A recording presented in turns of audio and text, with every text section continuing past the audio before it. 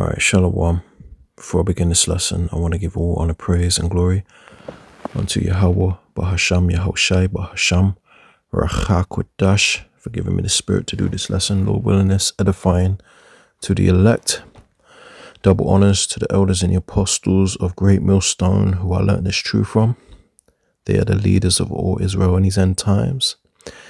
Shalom to you, Akwaf in order, and shalom to you, Israelites on the highways and hedges, giving up your bodies a living sacrifice, teaching this truth in sincerity and in truth.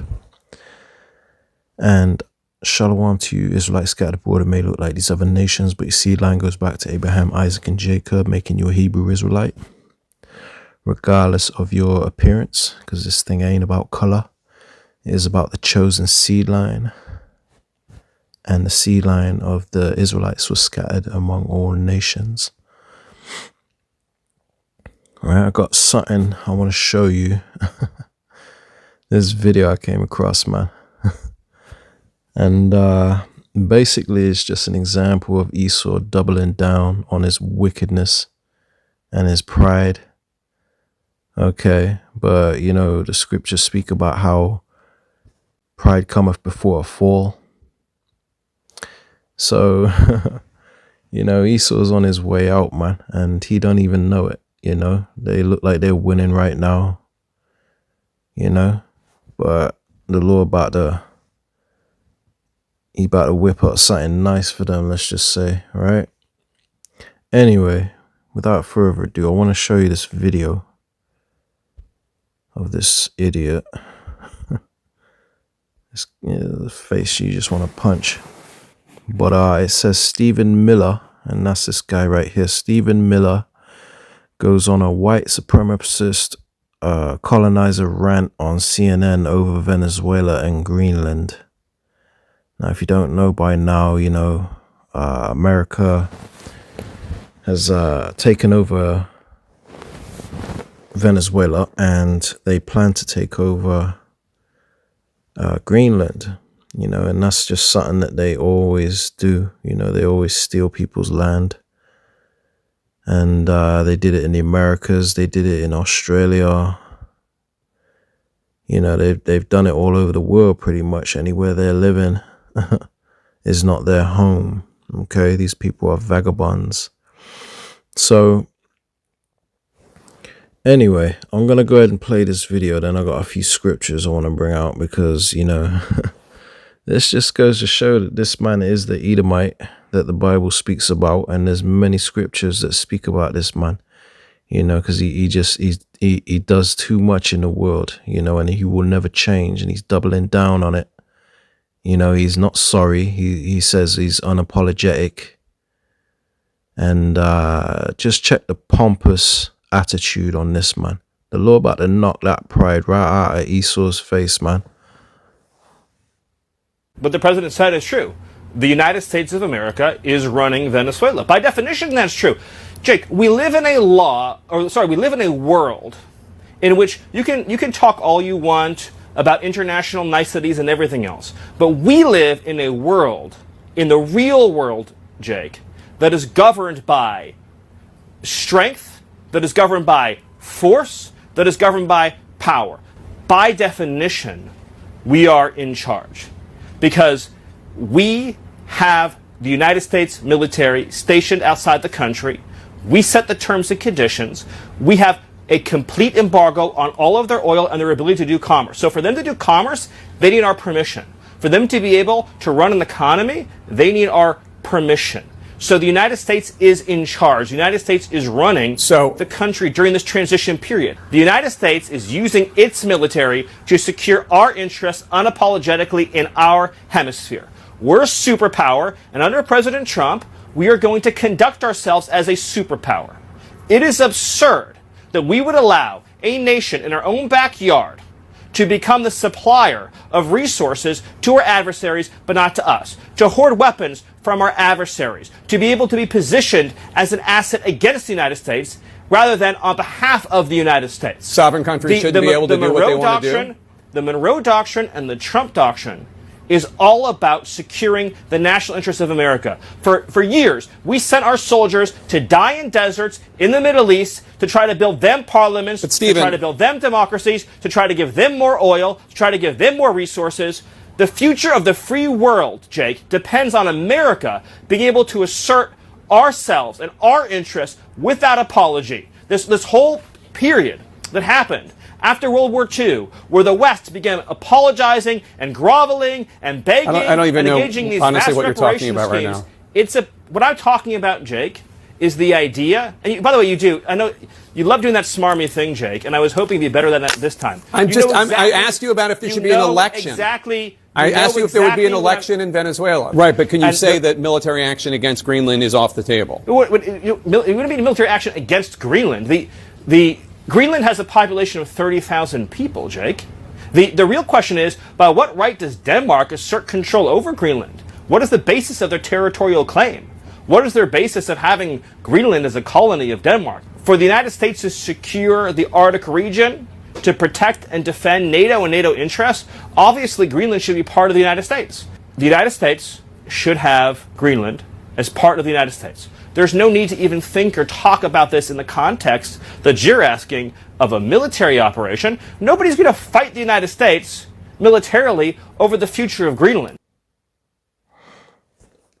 So yeah, Esau is proud as hell, doubling down on his wickedness and saying that we are a superpower and we can take whatever we want.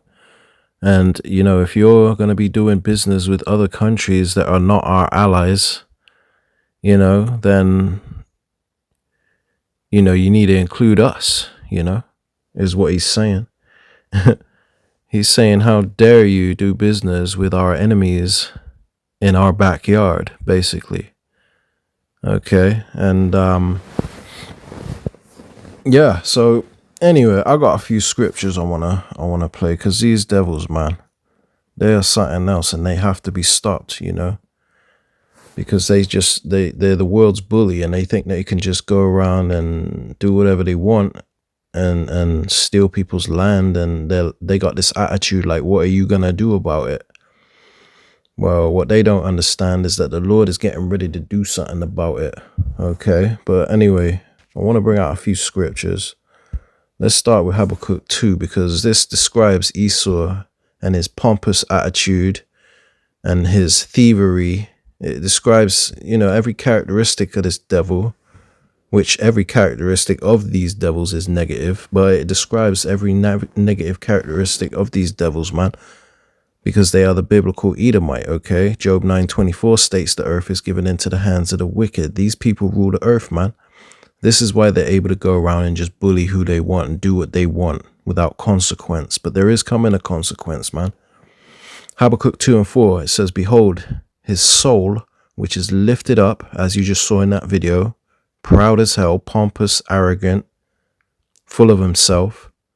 Behold, his soul, which is lifted up, is not upright in him, but the just shall live by his faith. And the just is going into us of the hopeful elect, you know, because we have the utmost faith that the Lord is going to take this man down. And, you know, we try to live a righteous life to the best of our ability in hopes that the Lord will deliver us, you know, from what he says in his word, that he's going to destroy America. He's going to destroy people that are down with, you know, this beast system, man. And he's going to protect his remnant. And we just hope to be a part of that remnant. And we have the utmost faith that the Lord is going to be true to his word. Okay, so we live by our faith. But this devil, he ain't right. He's ungodly. And we'll get into that in just a minute. But verse 5, it says, yeah, also, because he transgresseth by wine, which is his philosophies and ideologies. It says he is a proud man. See? So his philosophies is that, you know, we got the Monroe Doctrine and the, I think they call it the Trump Doctrine, which is basically, let me just go ahead and show you. I took a screenshot. So you got the Monroe Doctrine. I said to Grok, does the Monroe Doctrine have anything to do with how America is trying to dominate the Western Hemisphere? It says, yeah, it's basically the granddaddy of that mindset.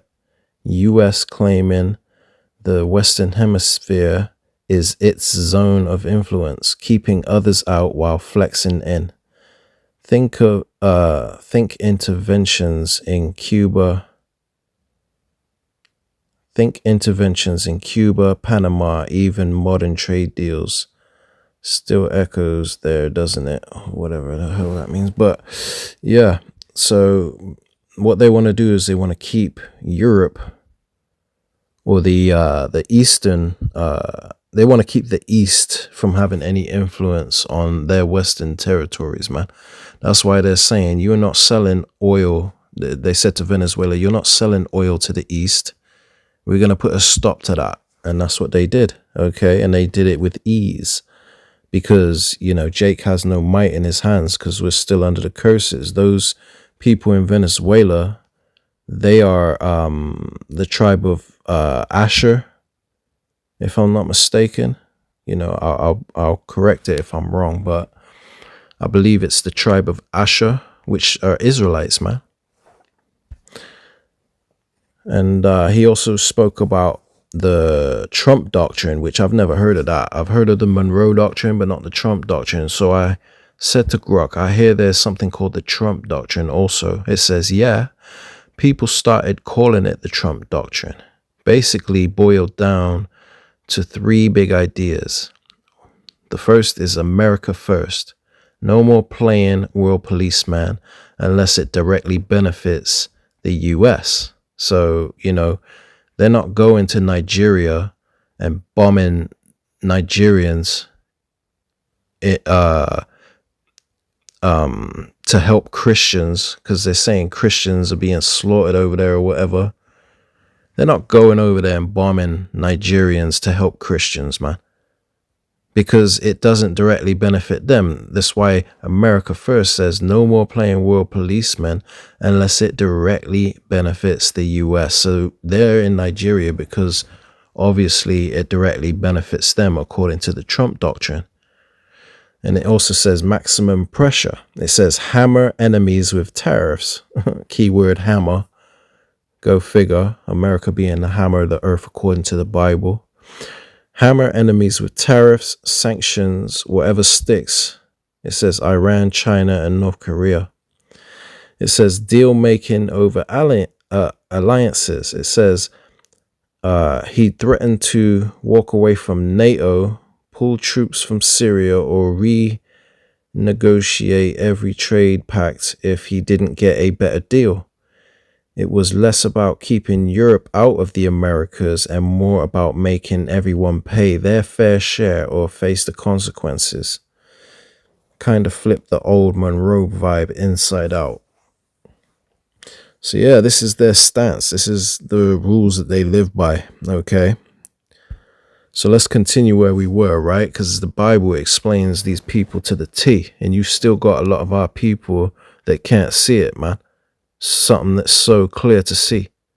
You know, we've been bringing out exactly who this man is, that he's the devil that the Bible speaks of, but yet you want to call us hate preachers when we're just telling you the truth. We're telling you, thus saith the Lord. We're telling you what the Bible actually says, okay? And that Christianity has lied to you. You should be as pissed off as us at Christianity and your pastor and the fact that you were lied to all this time. And that all the people you care about and love are caught up in this web of lies, man. You should be as angry as us, man. It says, let's start at 5 again. Habakkuk 2 and 5. Yeah, also because he transgresseth by wine, he is a proud man. Neither keepeth at home, right? Because he's in everyone's land, taking everyone's resources, okay? He never stays at home. He's got military bases in everybody's country. It says, neither keepeth at home who enlargeth his desire as hell. Okay, can never be satisfied. It says, and is as death, and cannot be satisfied, but gathereth unto him all nations, and heapeth unto him all people. So he thinks everything and everyone and all their resources belong to him, man. Okay. It says, shall not all these take up a parable against him, and a taunting proverb against him, and say, woe unto him that increaseth that which is not his? How long? You know, how long is this man going to keep stealing what don't belong to him? That's why we call him colonizer. We call him devils. We call him thieves. You know, that's the taunting proverb we have for this man. Damn thief, man. It says, and to him that ladeth himself with thick clay, and which means heavy debt, because America is trillions in debt. This is talking about Esau, Edom, and America, because America is synonymous with Esau. And Esau is synonymous with America. It says, shall not they rise up suddenly that shall bite thee, and awake that shall vex thee, and thou shalt be for booties unto them. Booties means spoil. Okay, so we're going to spoil them after they done finished spoiling the rest of the world, man. Because we're fed up of this devil. It says in verse 8, because thou hast spoiled many nations, all the remnant of the people shall spoil thee, because of men's blood, and for the violence of the land, of the city, and of all that dwell therein. I mean, this man has done so much in this world that it is documented in the Bible. Okay, the Lord has something to say about it, and he will rise up against them. You best believe it. They're not going to get away with world domination, okay, so that they can enslave the whole of humanity, have robots just running around, you know. These devils got to be stopped, man. Let's turn to the book of Micah, chapter 2, and we're going to start at verse 1 and read through 3. It says, woe to them that devise iniquity and work evil upon their beds, okay, which their beds represents their rest, because this is their kingdom, this is their rest, this is their heaven, this is their rulership. And they work evil upon their rulership. You know, they govern this world through evil and lies and deception, man. So the Lord's saying, woe to them. This is talking about the same people, the Edomite. Death and destruction to the Edomite, man. It says, when the morning is light, they practice it, meaning practice evil. That's all they do. It says, because it is in the power of their hand, which lines up with Job 9 and 24, which states that the earth is given into the hands of the wicked. Who's ruling the earth? The Bible's calling them the wicked, okay? And they practice wickedness because it's in the power of their hand, because the earth was given into their hand. You got to connect the dots, man. Verse 2, it says, and they covet fields. Now, to covet means to have a strong desire for somebody else's stuff. And that's what they do. They see something nice that another country has, preferably the brown countries with brown people living in it, or Muslims. They want that, okay? They feel like they feel entitled to it. They feel like that belongs to them, because they understand that the fatness of the earth is their blessing. Okay? Yeah, it was Esau's blessing, pursuant to Genesis 27, around verse 40. So verse 2, it says, and they covet fields, meaning they desire other people's land and take them by violence. Who's that sound like, man? It's all documented here in the scriptures, and the Lord cooking up something nice for them. Okay, and we'll get into that in just a minute. It says, and houses, and take them away. So they oppress a man. So they oppress a man and his house, even a man and his heritage. Therefore, thus saith the Lord, Yahweh Hashem Yahushai, behold, against this family, right, the Edomites as a whole, their nation, their race of people, therefore, again, that saith Yahweh, behold, against this family do I devise an evil, from which ye shall not remove your necks. So you're not getting out of this one, Esau. You've done too much and you have to go. You're the problem. It says that you shall not remove your necks, neither shall ye go haughtily, which means proudly, as they are right now, sticking out their chest. We took Venezuela. It happened so smoothly. We didn't lose any soldiers or property or equipment. America, fuck yeah. You know? Excuse my French, but That's their attitude. That's their pompous attitude. And the Lord says, neither shall ye go haughtily, because he knows they're a haughty nation of people. Most proud, the Bible calls them. It says, for this time is evil. And you best believe that we're in an evil time. And it's only going to get worse, man. Okay, so let's turn to the book of Psalms, chapter 36.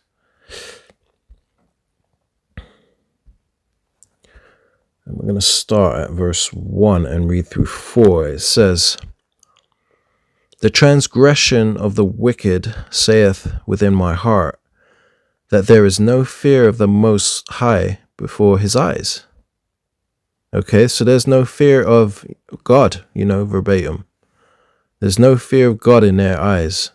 Why else you think they're going around slaughtering children in Gaza, starving them to death, bombing hospitals, and not even just there, what they did in Venezuela.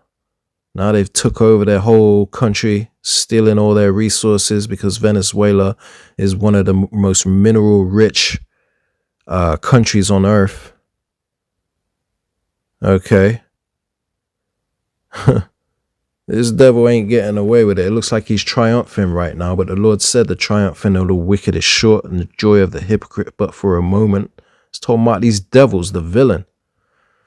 Anyway, verse 2, it says, for he flattereth himself in his own eyes, until his iniquity be found to be hateful. It says the words of his mouth are iniquity and deceit. So all he does is speak wickedness and deception, man. This devil is something else. It says he have left off to be wise and to do good, because it ain't wise to just be a bully, go around being wicked, man. Being straight up evil. That ain't wise. A wise man is somebody that chooses to live in harmony with other nations, other countries, other citizens of this earth. These people are the problem, man. They are the cancer that has to be cut out. Verse 4, it says he deviseth mischief upon his bed, just like we read earlier, man. Okay? Just like we read earlier. That he conceives mischief upon his bed, his rest, his rulership. It says he setteth himself in a way that is not good. He abhorreth not evil. Okay, so he avoids not evil. He loves evil. His sleep is taken away unless he cause some to fall, the Bible says. That's this devil, that's this Edomite for you, man. Let's turn to Psalms chapter 10, right? We're going to try and fly through these quick precepts. And we're going to start at verse 2. And we're going to read through 6. It says, the wicked in his pride doth persecute the poor. Let them be taken in the devices that they have imagined. And they're talking about world domination. They're going to be taken. They're going to be caught up in a snare through what they're doing. Okay. It's only going to backfire on them. The Lord says, let them be taken in the devices they have imagined, man. Because all they do is persecute the poor, which is the Israelites. It says in verse 3, for the wicked boasteth of his heart's desire, and blesseth the covetous. Other people that are like him that steal, he blesses them. The small hatters, Benjamin Netanyahu, okay? And people like him, they bless them, giving them all kind of money and aid and resources, Let me read that from the top again. Psalms 10 and 3. It says, for the wicked, Esau Edom, boasteth of his heart's desire. Yeah, we're going to take Greenland. We're taking Canada. We're going for Colombia. We're going for Cuba. This man, he's boasting of his heart's desire. It says, and blesses the covetous whom Yahweh abhorreth. It says in verse 4, the wicked, through the pride of his countenance, will not seek after God. God is not in all his thoughts. And I'm reading it verbatim. Okay. So the Lord ain't in all his thoughts. That's why the book of Psalms chapter 119 and 155 explains that there's no salvation for these people. You know, because they seek not the ways of the Lord, basically, man. Roughly paraphrasing, right? Anyway, let's read verse 5. It says, his ways are always grievous. You know, everything this man does is just grievous. Starting from Bill Gates or Klaus Schwab or Noah Yuval Harari. They're all in the same mindset because they're the Edomites. And their ways are always grievous, man. Okay? It says, thy judgments are far above out of his sight. As for all his enemies, he puffeth at them. They stick out their chest. Yeah, we're stronger. We're a superpower. And you're not going to sell oil in our backyard. They're puffing at their enemies, man. Okay? And they consider almost everybody that's brown skin their enemy. Okay? Especially you tribes. It says in verse 6, it says, he have said in his heart, I shall not be moved, for I shall never be in adversity. So they always think they're going to be in power, man. That's why they got them slogans talking about build back better, make America great again and all that. Because they never think they're going to be taken out of power. But like I said, the Lord cooking up something nice for these devils, man. Okay. And let's back this up, right? Because this is what they say in their mind, their heart, their mind, is that they're never going to be taken out of power, right? Let's back that up in the book of Obadiah. 2. Let's start at 2. And we're going to read through 4. It says, behold, I have made thee small among the heathen.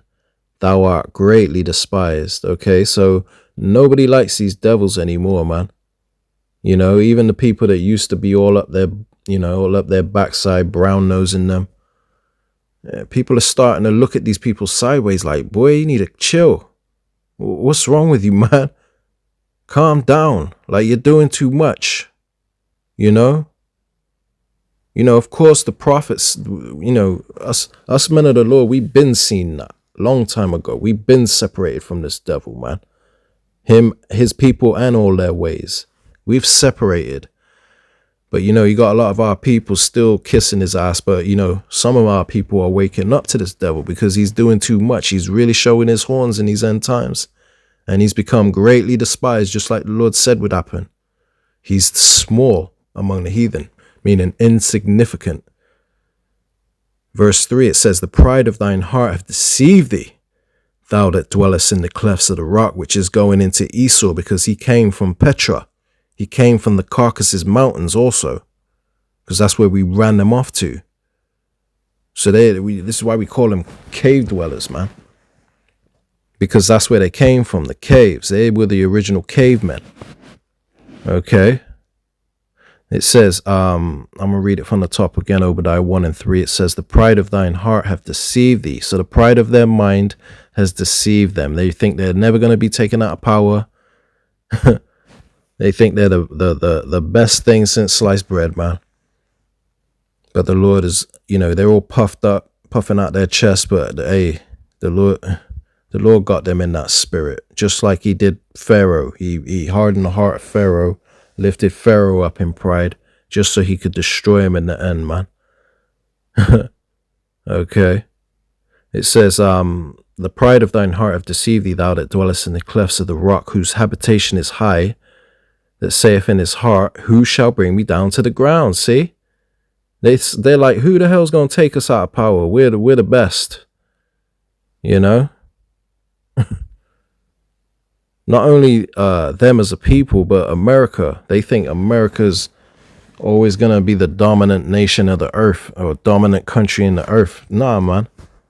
The Lord's cooking up something beautiful for these devils, and we cannot wait till the Lord executes judgment on them. It says, though thou exalt thyself as the eagle, and what's the emblem or the symbol of America? Is the eagle, okay?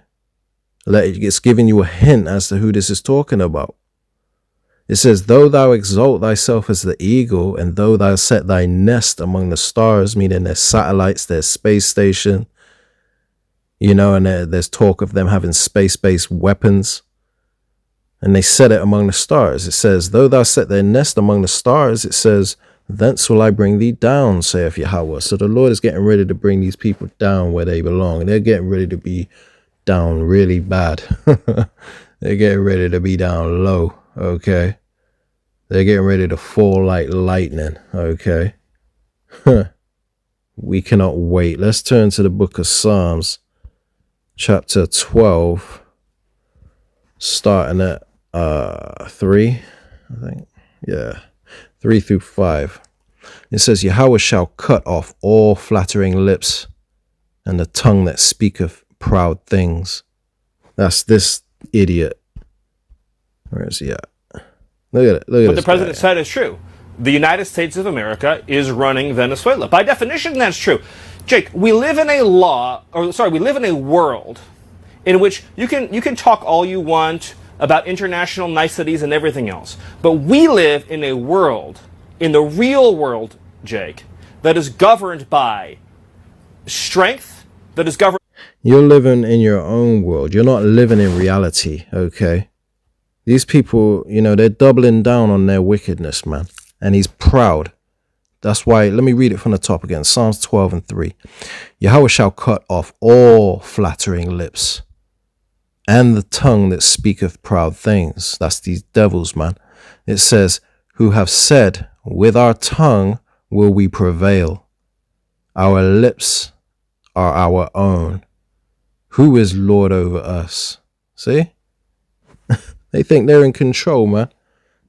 They think they have free will. But the Lord is the one playing them like chess, playing them like a puppet. Verse 5, it says, for the oppression of the poor, for the sighing of the needy, now will I rise up. Now will I arise, saith Yahweh. I will set him in safety from him that puffeth at him. See? Because these people puff at their enemies. So the Lord is going to intervene and step in on our behalf, you know, starting with the elect. The 2/3 will be destroyed, but ultimately he's defending our people as a whole, man.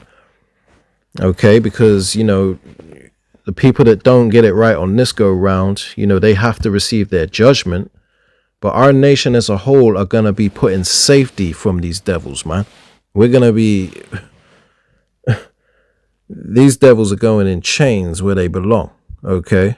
Thus saith the Lord, man. That's a whole nother lesson in itself.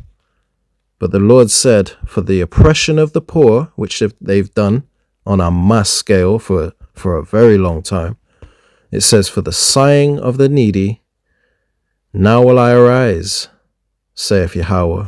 I will set him in safety from him that puffeth at him. Okay, so there's a happy ending for us. We're going to be free from the grip of this devil, man. Let's turn to Psalm 7 and we're going to start at verse 8. It says, Yahweh shall judge the people. Judge me, O Yahweh, according to my righteousness and according to mine integrity that is in me. And that's what we are hoping for. We're prisoners of hope, man. That's why we do these lessons. That's why we're cleaving to the ways of the Lord, and we're fleeing from the ways that displease the Lord to the best of our ability. We're doing this work, making bare sacrifices to do this work, man. Okay? Which is our reasonable service. You know, the Lord blessed us with this knowledge, wisdom, and understanding. We can't sit on it. We got to share that through these lessons in hopes that you get it. You know? So verse 9, it says, oh, let the wickedness of the wicked come to an end. Right? These devils got to be stopped. And that's what that's pretty much what we're crying out in our heart too. Just like King David, man. We're in that same spirit. Oh, let the wickedness of the wicked come to an end, but establish the just, you know, set us in rulership. It says, for the righteous God trieth the hearts and reins. Right? The Lord is righteous, man. And he tries the hearts and reins. It says, my defense is of God, who saveth the upright in heart. The Most High judgeth the righteous, and God is angry with the wicked every day. See? So the Lord is pissed off with these devils, and he always will be. Okay? He's going to have indignation against them forever, man. It says, if he turn not, he will whet his sword. He hath bent his bow and made it ready. Okay? Now that's going into the nukes. You know, they're prepared for this devil. It says, he have also prepared for him the instruments of death. He ordaineth his arrows against the persecutors. See? They're the persecutors. They persecute the poor and needy. Right? But the Lord has said he's prepared for him the instruments of death. Them nukes. Them ICBM nukes. Nuclear missiles are coming for you devils, man. It's just a matter of time. And there's nothing you can do about it. It says, behold, he travaileth with iniquity, and have conceived mischief, and brought forth falsehood. Everything they produce in this world and everything they spew out is just falsehood, man. It's lies, okay? It says, he made a pit and digged it, and is fallen into the ditch which he made. His mischief shall return upon his own head, and his violent dealing shall come down upon his own pate. So these devils going to reap what they sow at the end of the day, in a nutshell, man. All right. Verse 17, it says, I will praise Yahweh according to his righteousness, and will sing praise to the name of Yahweh the Most High. Okay. Beautiful, beautiful chapter. Psalms chapter 7, man. Okay. Now I'm going to read 2 more scriptures, and then we're going to close it out. The first one is in the book of Wisdom of Solomon, chapter 14 and verse 9. It says, for the ungodly and his ungodliness are both alike hateful unto the Most High. Okay. So not only the people, these Edomites, the so-called white man, they're the ungodly. And I'm going to prove that in the next scripture. But the ungodly is talking about the so-called white man. It says, for the ungodly and his ungodliness. So not only his ungodliness, his actions, his wickedness, but them as a people, they're both alike hateful unto the Most High. The Most High hates these devils, man. And you can back that up with Romans 9 and 13, Malachi, I think it's Malachi 1 and 4. Right? The Lord hates these devils, and rightfully so. Okay? So let's prove that they're the ungodly that this is talking about. Where am I going? Book of Psalms, chapter 73. And we're going to start. Let's just read this highlighted bit, and then we'll close it out, man. All right? Nothing too long. Straight to the point, precept upon precept. Hopefully you're getting the understanding. Psalm 73 and 3, it says, for I was envious at the foolish when I saw the prosperity of the wicked. And it looks like they're prospering right now, these foolish people. It looks like they're winning. We ain't in an envious spirit, these devils, but there are people that are, man. You know, me, myself personally, I don't envy these devils. Okay, because there's nothing to envy about an Edomite. They're goofy as hell, lame as hell, weak as hell, pale, you know, and they have a wicked legacy and a horrible future coming. Ain't nothing to envy about these devils, man. It says, for I was envious at the foolish when I saw the prosperity of the wicked, for there are no bands in their death, but their strength is firm. They are not in trouble as other men, neither are they plagued like other men. You know, these people just seem like they're winning. You know, everything going in there, they got connections. Everything's going well for them. Children are taken care of. They got the dog, the white picket fence. Verse 6, it says, therefore pride compasseth them about as a chain. You know, they wear it like a chain, man. These devils are proud to be proud. It says, violence covereth them as a garment. These people are violent as hell. Check their track record, man. Speaks for itself. It's a witness against them. Verse 7, it says their eyes stand out with fatness, meaning they want everything that people have. You got some gold, they want that. You got some oil, they want that. Their eyes stand out with fatness. They have more than the heart could wish, hoarding all the resources, man. Talking about 1% of the people of the earth own 90% of the wealth or something stupid. Probably more than that. You know? I forget the exact figures, but it's something along them lines. These people have more than the heart could wish, man. I like verse 8. It says they are corrupt and speak wickedly concerning oppression. You know, pull yourself up by your bootstraps, they say. You know, we say Black Lives Matter. They say all lives matter. These devils are something else, man. You guys ain't oppressed. You know, DEI and all that. Man, get the hell out of here, man. Anyway, they speak loftily, which means proud, right? So verse 9, it says, they set their mouth against the heavens and their tongue walketh through the earth. Therefore his people return hither, and waters of a full cup are wrung out to them. It says, and they say, how doth the Most High know? And is there knowledge in the Most High?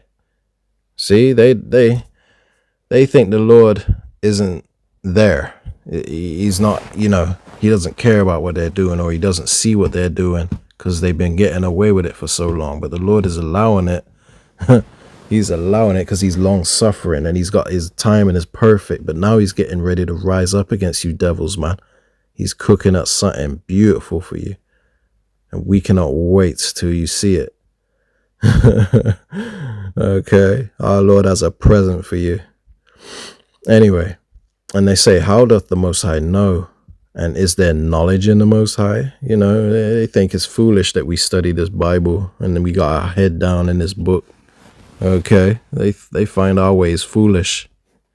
It says, behold, and this is the point. It says, behold, these are the ungodly who prosper in the world. They increase in riches. See? So that backs up what I just brought out in the book of Wisdom of Solomon, chapter 14 and 9. That the godly and the ungodly, Salakia, and his ungodliness are like hateful unto the Most High. But the ungodly is talking about the people that I just read in Psalms, that I just read about in Psalm 73. Behold, these are the ungodly, the Edomite, who prosper in the world. We just took Venezuela and all their resources, right? They increase in riches. Hopefully you've been edified by this lesson, man. Start to see what the problem of the world is, man. For you people that are a bit slow. Anyway, Lord willing, you were edified. I'm going to close it out here. I want to give all honor, praise, and glory unto Yahweh, Bahasham, Yahushai, Bahasham, Racha, Kodash, Shalom.